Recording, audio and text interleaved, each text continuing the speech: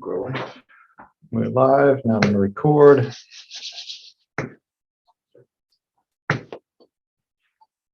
Record to the cloud. Here we go. One last set. Did go live.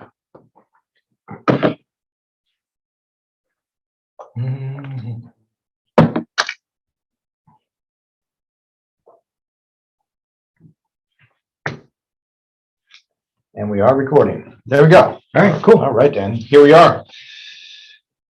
End of April. Take one. Take two. Take two. Take three. All right. End of April. April 28th. Wednesday, April 28th. Coming to the end of April. April here on the Raw Take for CFOs has been all about startups. Yep. We talked a little bit about the foundation of a business. We talked about management teams and founders coming together. Cap tables, corporate governance. Yeah, I liked how we kind of structured it because they're kind of around those two kind of a lot of key milestones within any startup, right? A lot of execution risks, a lot of milestones. But we focused on really that kind of getting started, and that's all your founding documents, business partners, agreements, who's there at the beginning, right? How do you structure things? And then fast forward, whether it's 6 months, 3 years, to that place where you found that product market fit and you're scaling up. And we focus kind of the other part of the conversation around that. Yeah, no, today's conversation kind of hits home a little bit. This whole notion of customer success, internal customer advocacy. It's something that, 5-6 years ago, I was probably a little skeptical when I would see titles like growth hacker, customer success, customer advocacy. But as you hit that inflection point, you come to the realization, one, you can't do it all, and two, in order to really stay focused, you got to stay focused on your piece of the business, and you have those bookmarks, right? And customers tend to get lost, right? Once you bring them on, you reel them in, all that hard work, identifying leads, finding the leads, nurturing the leads, hooking them in, and then what? Then they go into this black hole sometimes. I think from our experience, it felt like it turned into a black hole. But at the beginning, whether it's your first customer or your first 100 customers, depending on what kind of business you are, everybody's wearing 5 hats, right? So the founder, the CEO, the COO, everybody is making sure that customers succeed, right? Those first customers, like you have tons to lose, right? But then when it comes to that incremental customer, where it's more like, who's going to deal with this personality or this situation? That's when you need more dedicated resources, right? When the founding team is stretched and they do need to focus, right? You can't there's not enough time to wear all those hats. Yeah, what I've come to appreciate is the customer success team. They actually pay for themselves. They pay themselves in terms of ensuring achieving customer enchantment. In other words, customer retention. Customers have a place to go when there's an issue, especially in a multifaceted or multi-department type of business. And they also pay for themselves because of upselling, right? Customers sometimes, they just don't know what they don't know, right? And they may need X, Y, and Z one day, and they probably need to upgrade that, but they don't know who to turn to. And if they don't know who to turn to, they're probably going to go outside and find somebody else who's ready to sell and wear those hats, and then you're going to lose them completely as a customer, right? And I would also add that this doesn't just apply to high-tech, venture-backed startups. This applies to manufacturers, installers. The job of the sales department is truly revenue focused, right? It's to acquire new customers or more projects from one customer. But then what ends up happening, and I've seen this in my 20 years of experience, because this is coming from a former sales guy, salespeople tend to be overly protective of their customers. So the salesperson, instead of being out there selling, they're ultimately out there or in there ushering the customer through the production line, whether you're selling widgets, the salesperson, that it's a lot more cost effective time, money, to keep a customer than to get a new customer. So the salesperson is making sure that the production team is delivering. That is customer success. That's not sales, right? That's making sure that the customer stays happy. If you were just doing sales, you just bring in the revenue and hand it off. Right, but if 50% of your compensation is in the form of commissions, and commissions are only received, say, after you've collected your accounts receivable. Yeah. That salesperson is going to be wearing way too many hats and not focused on what they need to be focused, which is customer acquisition. So I love customer success. We've gotten excited about this. Internally, we've even set up a stage to build a customer success team.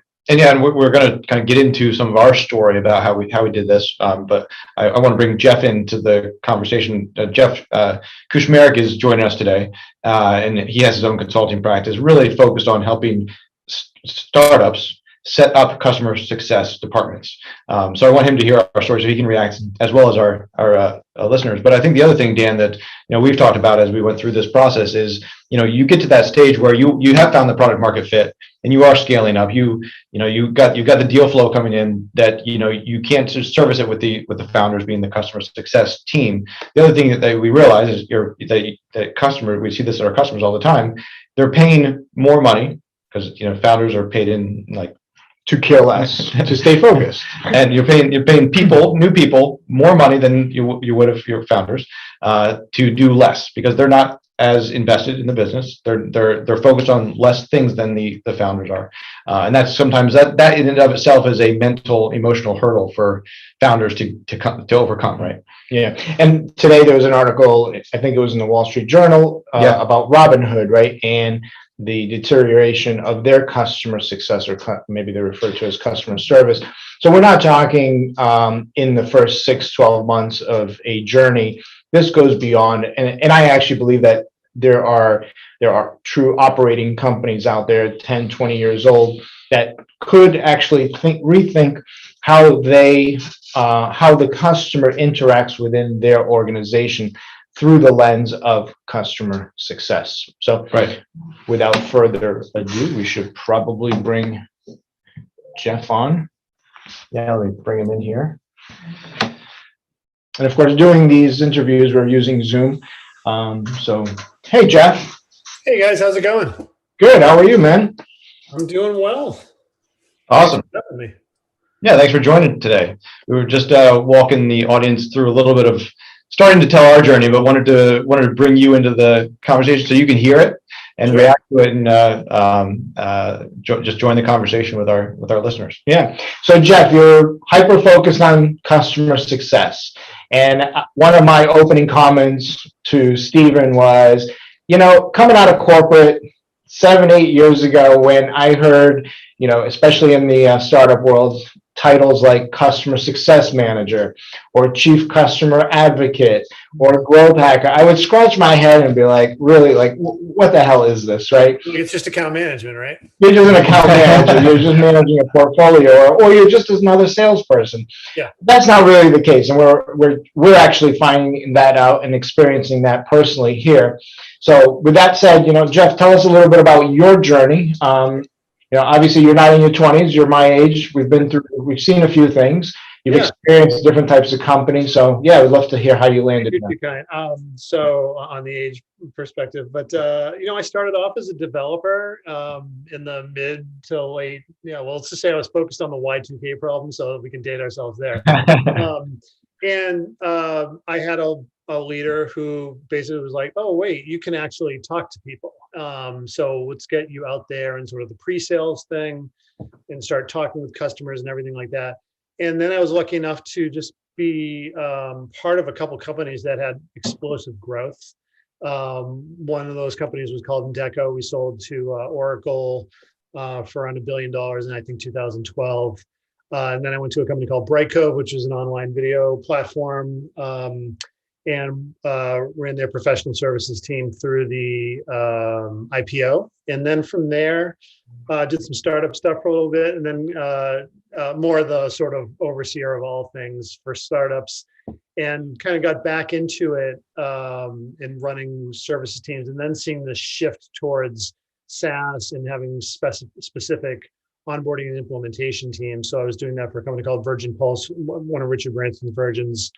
And then from there, I've been helping out companies really hyper-focused on getting this area solidified for them, which I consider from the pre-sales through successful launch of the product where they're using your software, and then transitioning to sort of whatever group they need to be in at that point, because everybody's a little bit different.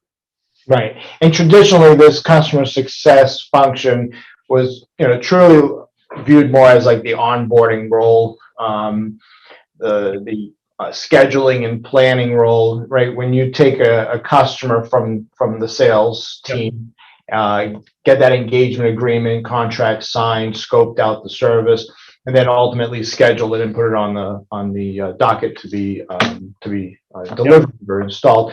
But the whole customer success function it's actually really different than that, right? Well, yeah, I think, preparing for today and going back and looking through history, I think the evolution of SaaS really made this become the thing that needs to be its own focus point, right? Because as you described previously happened, you would sell something and then you would have to kind of plan an installation. You would be putting your software on other people's servers, and you're treating things with like project management and developers and going and doing that. And now, and the joke back then was that you didn't really need to focus on account management as much. I just laugh because we would always say that every 3 years, the account manager would drive up in his BMW with a 3-year renewal contract and go out to lunch and get it signed, right? But then SaaS made it a lot harder to stay sticky, or a lot easier to rip and replace. And so a lot of people were selling a lot, but then they realized they were getting a lot of churn because it's like, let's try this, let's try this. So that's where this customer success, I think, function really started taking fire, and now it's everywhere. So yeah, and I think that SaaS piece is helpful to think about. Not only is it easier to move for customers, but also there's not that feedback loop necessarily, right? If you're invoicing customers and they refuse to pay, there's your feedback loop. But if you're a SaaS business and you're charging them up front at the first of the month, every month, they can't really stop that unless they leave, and they're not going to leave unless they have a replacement. So they're going to find a replacement before they come back to you and say, I'm unhappy, right? So you have to have that extra touch of making sure that somebody's responsible for knowing what the pulse of the customer is. Yeah.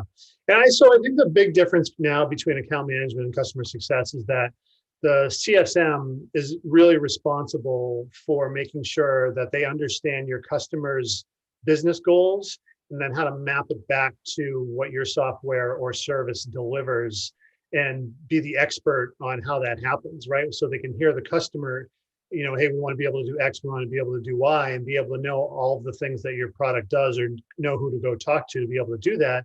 So you can map those things together. So it's a lot more on delivering business outcomes and making sure that that payment issue never happens, because they're all super happy and they realize, like, we need this. Like, you always want to be the software where people are like, pay that bill, right?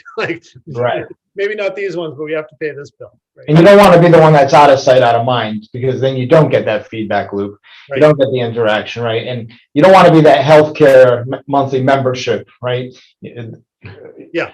You're never going to get that feedback from your customers. And it also doesn't give you the opportunity, because one of the nice things about customer success, I find it allows you to be vulnerable as a company, right?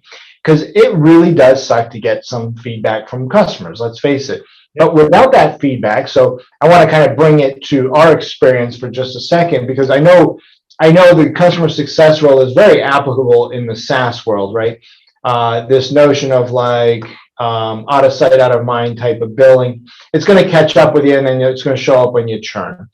In a service-based business, because the customer is always touching people, you don't really think about the need for account managers. You don't think about the need for customer success. But there truly is, especially if you're a multifaceted, multi-departmental, multi-service providing service provider, because you can, even though it's a people business, a customer can still get lost in this web of people. Yep. We can bring it back to us, right, Jeff? And you can react to us as a case study too. But I think it is emblematic of the journey that we see customers going through, right? Because we were at one point in time let's say a 1.5 service like division company, right? We had bookkeeping, we called controllership bookkeeping, we had more of advisory, but really kind of just like Dan and I as consultants, right? Yeah. So really most of the customers were accounting customers, and they knew who their accounting team was. That was almost a single point of contact, right? You add on FP&A services, you add on tax advisory services. We now have like 4 main pillars, right? And so the customers are like, if I subscribe to all 4 pillars, who do I talk to? Who's my quarterback? And each pillar has a P&L manager, right, with their own staff underneath.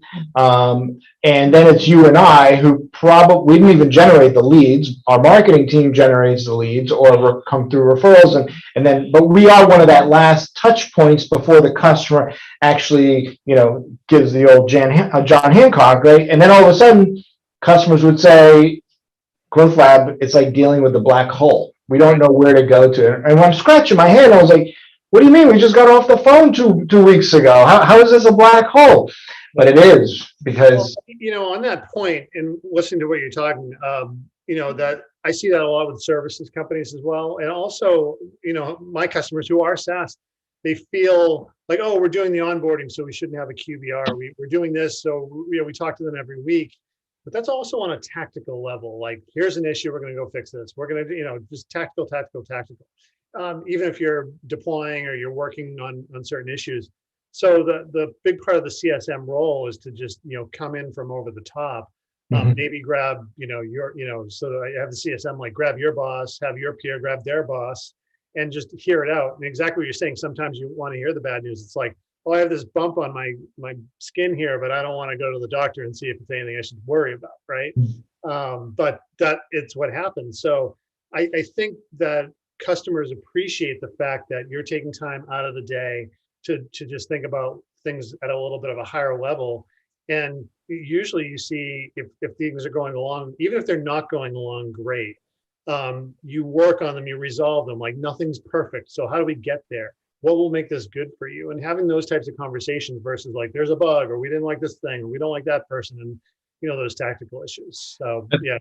I think the other thing, one of the other things that we're kind of talking about, but just want to point out to like people that are on the ground trying to solve for this customer success thing is, you mentioned like you got to come in at the top level, right? Or another thing you said is you got to have that person that understands what the product is that the customer is buying, and so that they can connect the dots between the engineering team, the technicians, and the customer. And whether you call that account management, customer success, you need somebody who knows the product, right? And so naturally, that's going to be the founders, the executive team up until a certain point, and then who do you go to, right? You don't want to take one of those people that is best on sales or best on product and bucket them in customer success, right? But you still have to, just like your boss did. Hey, Jeff, you actually can talk to customers. Like, not only can you do the work, you can talk to customers. So I'm going to have you come in pre-sales and start connecting the dots so that I can have you there post-sales, so that you can be that customer success person. And on the service side, right? So that was sort of the product side. On the service side, who knows the customer the best? Well, it's the salesperson. It's what's in the engagement agreement. But who's actually connecting the value proposition dots between what is actually going to be produced, aka delivered to the customer on a monthly basis, and what does the customer actually think they're getting, and what are they paying for, right? Yeah, so for us, the person that we brought into that role was somebody that's been with us for 6 years, been through like a whole every variety of how we do things, right? And because he's going to be able to be dynamic and understand what the various customers need, right? The accounting only customer is going to be different than the tax only customer, and you have to have somebody that's nimble enough to deal with it. We're passionate about this. So Jeff, what are your 2 cents around service-based businesses and customer success? Yeah. So on that note, on the salesperson, they'll always try their best, but they're getting pressure to go off and find new business, right? Hopefully. So they're not going to be calling up hey, how's things going? They'd like to. They're not like, screw that people or things like that. But they're also getting heard like, they're on weekly sales pipeline calls and go do X, Y, and Z, and they've got to do that. And it's a hard job. I've done it. It's a lot of work. So if you look at the end of the day, like, you got 10 things to do and 2 of them aren't new revenue facing, and you have a new revenue job, these people aren't going to get talked to, right? So that's where you do find these people and bring them in. And whether, on you found somebody who knows things, if they know your business and how things map up to, I know for professional services groups that maybe build software and things like that, it's like that architect level person that, and you need to find a way to get the knowledge from what they're doing. Might be a business analyst, things like that. But it's that person who can map up those, like what they're hearing and how are we going to go deliver on that. And then from there, you need to be able to have those sort of quarterly, it's a big thing in CSM is, that QBR, being able to say like, here's how we delivered this to you. Here's the value that we're delivering to you. Because if you're not reinforcing that message, it's going to get forgotten.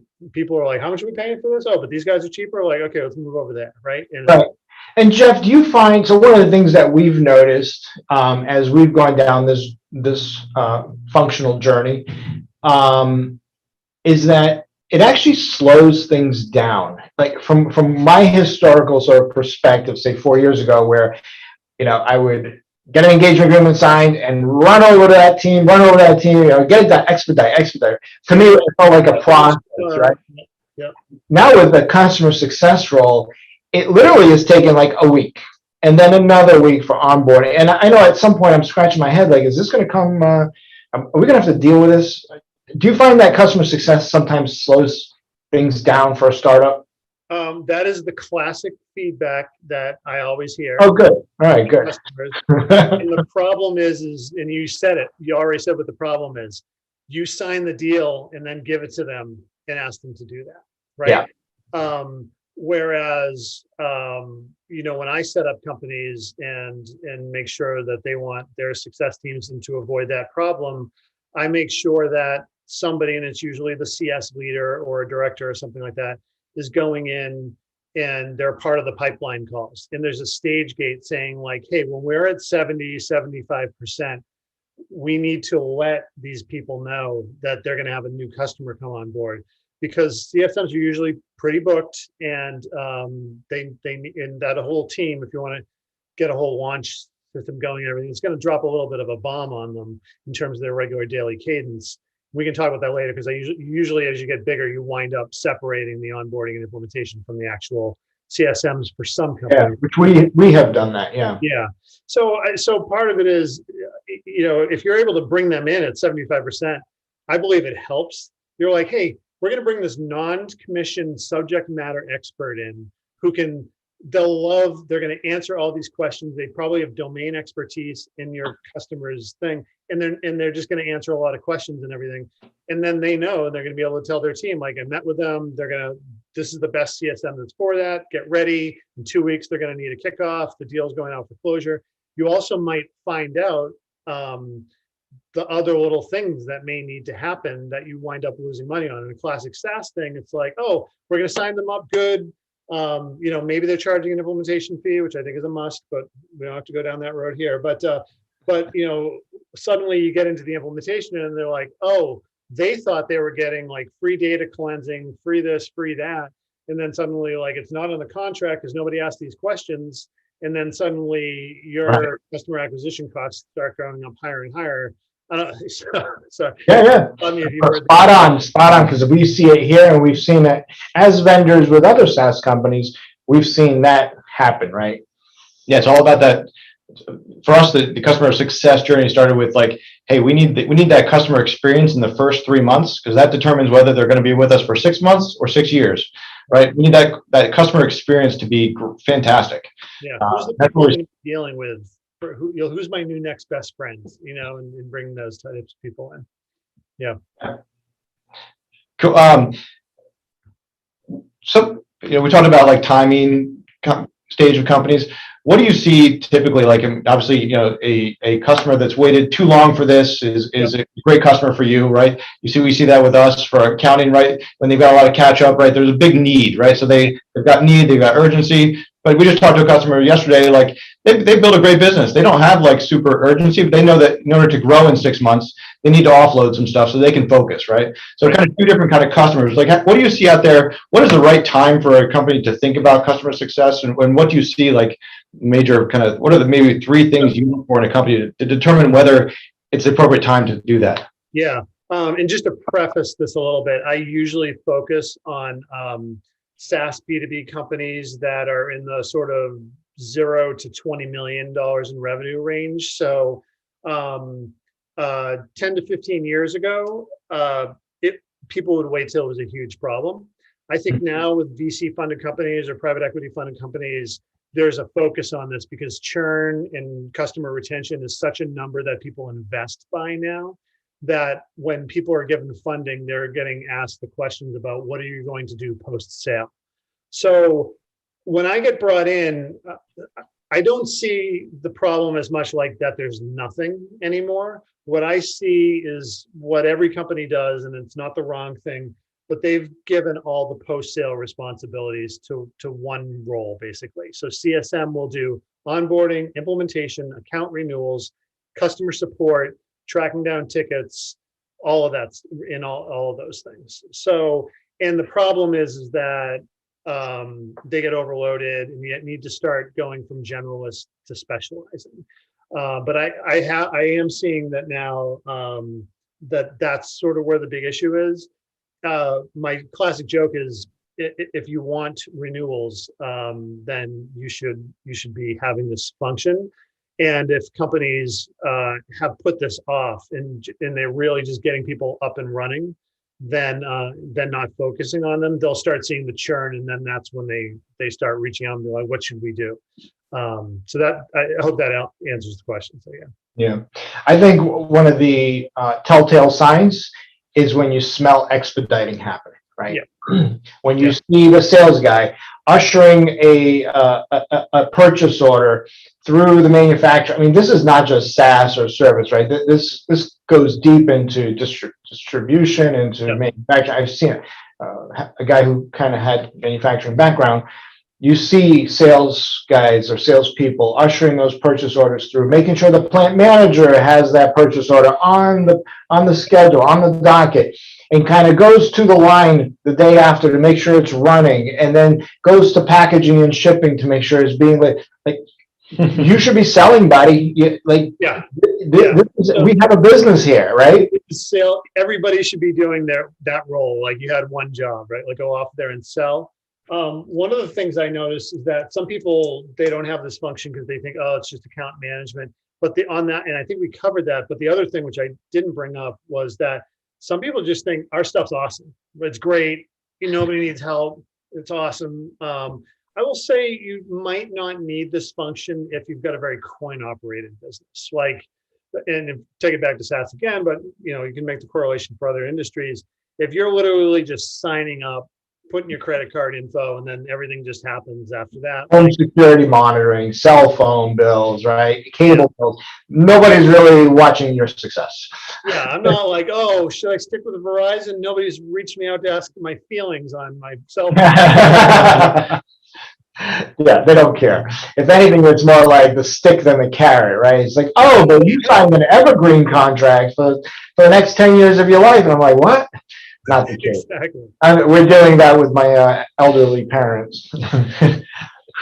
Let's kind of dive in a little bit more into customer success, customer service, account management. Like help us what you said. You jump into customers or new customers, and they define everything post sales to one function, right? Right. Let's talk about help our listeners think about their own businesses and pull apart different pieces of that. Yeah, and so the difference between customer service and customer success is I view service as like triage, bug resolution. Where do I'm not able to submit my credit card, or there's a bug here and things like that. So if you've got one person that's responsible for that, which can be an all day, every day type of a thing, then the classic black hole I see is it's a new piece of software, which means they're still figuring out issues and it might be a little bit buggy, and then they're trying to answer all those support questions. Product and dev might not be getting back to them fast enough and things like that. And then at the same time, they were told to onboard somebody tomorrow because they just signed the contract today, and that's what was promised in order to get the deal.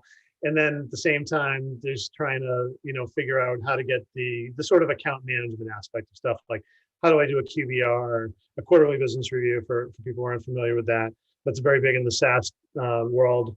And those are like 4 or 5 jobs. And those can be, and you're asking sort of one person to do a lot of that. I do also find with a lot of these companies too, since they're coming from the ground up, they may have hired some go-getters, and they're burning them out, or they might not be at the skill level as you start getting into bigger and deeper enterprise level customers. I see lots of everybody's first customers are mom and pops, a single business owner, things like that, Jeff's leather company or something like that.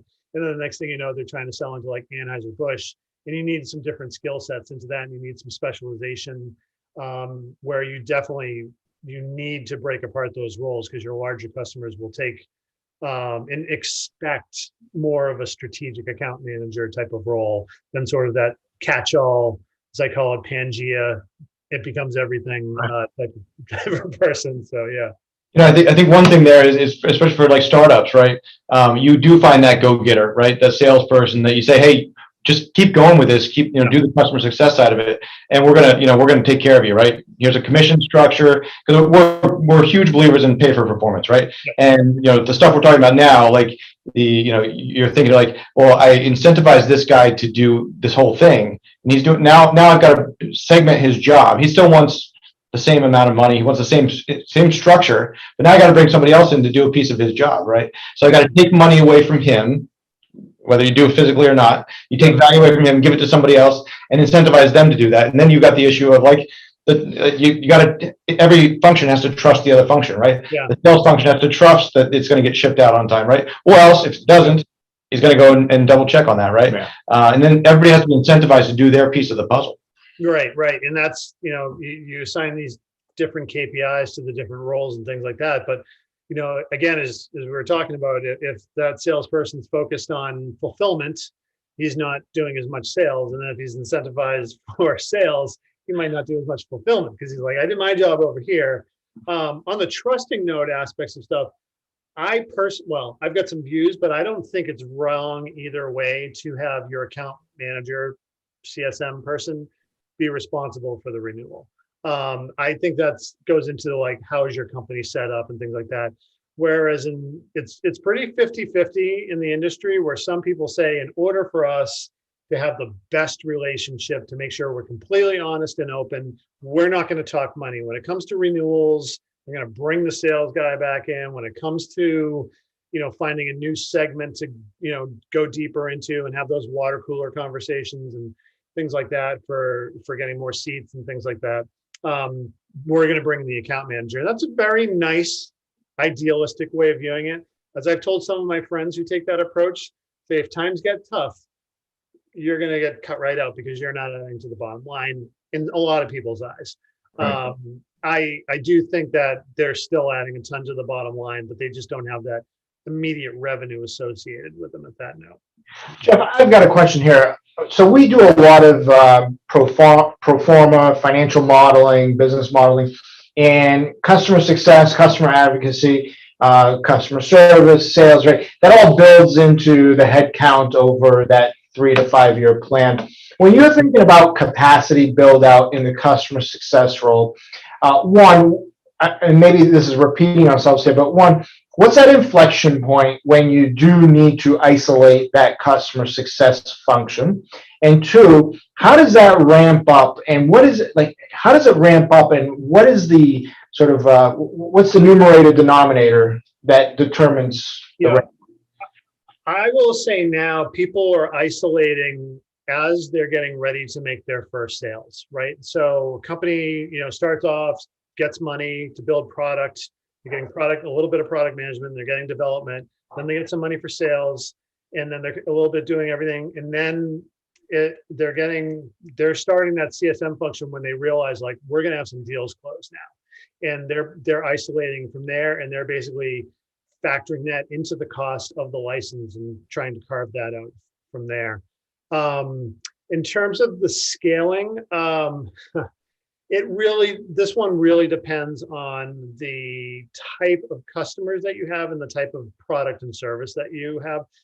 I've seen some companies that have every CSM have 40 accounts, and they can keep on top of all of them, and that's fine. And I've seen some that break at 10. And it just all depends on, the segments and the markets that they're going for.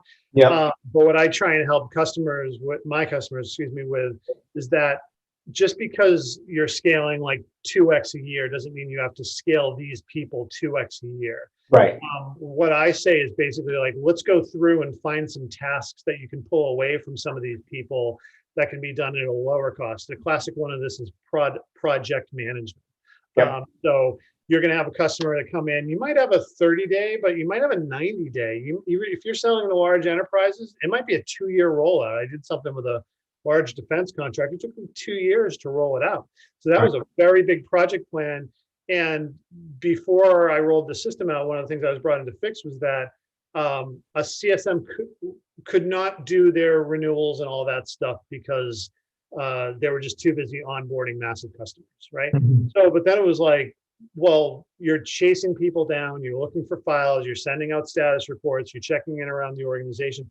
Take all of those sort of, I would say, lower types of activities away, and you can bring in somebody for almost a third of the cost to be able to do that, and they can take on like 6 to 10 projects, 20 projects, or whatever, because there are a lot of them are like, we do the same thing every time. It's a little bit of a factory.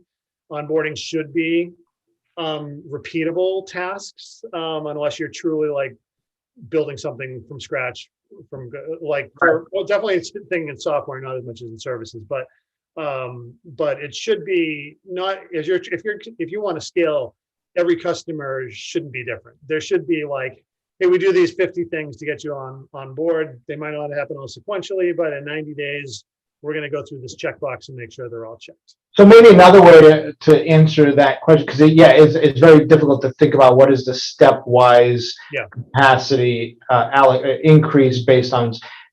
Maybe another way to look at it. So for every dollar of revenue, a typical SaaS, let's go to B2B, small business sales. What is that percentage of revenue that is usually allocated towards customer success, either RMR or ARR? Like, what are you seeing out there? I'm just curious as I build these things out. I am not seeing, I'm just being completely honest, I don't see that like this is a percentage of that. I apologize for not having that off the top of my head. It definitely does get factored in, but when I'm getting brought in, it's more on sort of like a P&L level of how much it takes to run this group.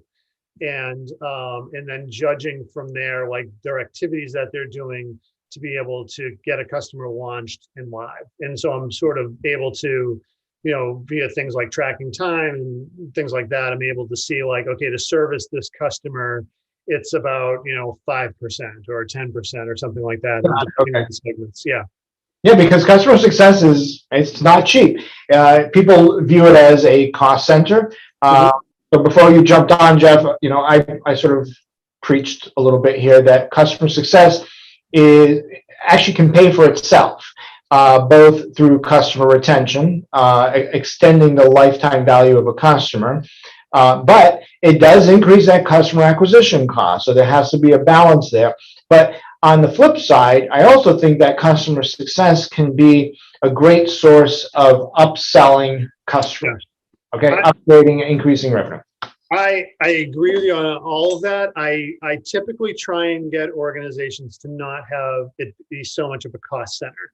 And if you factor in the cost of implementation so this is where I get into the P&L conversation, right? Like, Jeff, here's a $2 million P&L. We have to make sure that, the cost, you've got $2 million to spend on resources fully loaded. I'm like, okay, that's great. Are you charging for your implementations? And this is the classic thing that startups do not do. Like, no, we just want your business and things like that. And even if you're not, you should even be charging like $5,000. Now, obviously, if you're selling something for $199 a month, but they're not really in that conversation that we're having. That's a more coin operated thing. So, so what I say is like, we should, if your ARR on a customer, if your average is like, let's just say 50 to 75K, right? You should be charging them at least 10K implementation fee, right?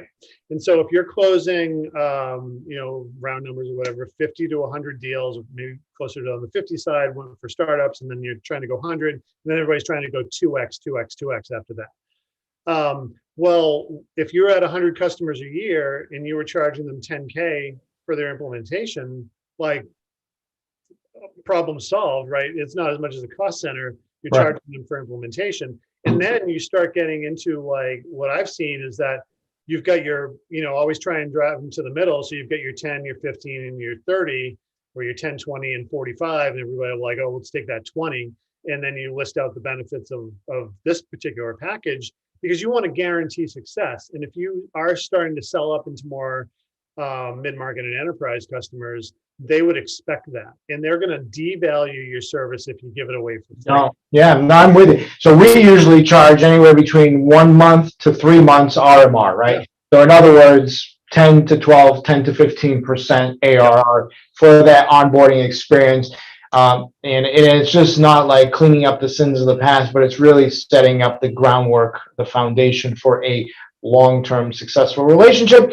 Otherwise, it doesn't feel good to lose money, right? And that's the thing. It's like if people will even say it feels like a cost center. It's like, okay, well, how much did it hurt to lose that 250K ARR deal? Like that probably hurt a lot. Where if you could have had somebody in there at a 100K salary that services 3 or 4 of those types of customers, it kind of makes a lot of sense.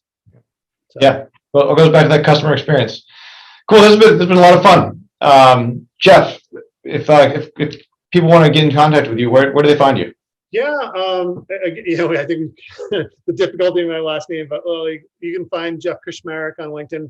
Website is Jeff and KUSHMEREK.com, and reach out. Book a time if you got any quick questions. Happy to get on the phone and answer anything on that. So yeah. Cool. We'll include your contact details and little bio on who you are, and I'm sure folks will find you on LinkedIn.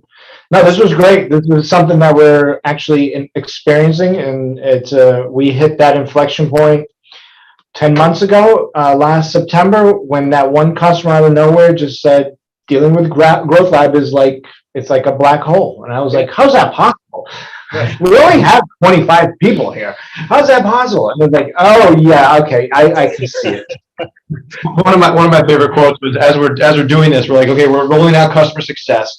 We're gonna put this guy in the role of customer success manager, and so one of our internal people were like, isn't the complaint that there's too many people to talk to, and you're adding a person to the equation? Right, more. Yes, it makes total sense. But if you have that one person where it's like, yeah, I go to this person, right, and go from there. And as some of the best people to hire for these roles, they're very empathetic. Yes. I like to say they're like middle sisters, but they want to help. Like they're going to go open up the window for you if it's cold or hot. But so if you've got that one person and they're empathetic and you're like, hey, where do I get this? Like they're going to drop everything and they're going to go find that for you. And that's what's going to help. And that comment about the black hole, like I will say, everybody has those things and it's part of the growth. It's like, hey, congratulations, you're now successful in selling your service. Now let's work on the next piece, which is servicing these people and keeping them around.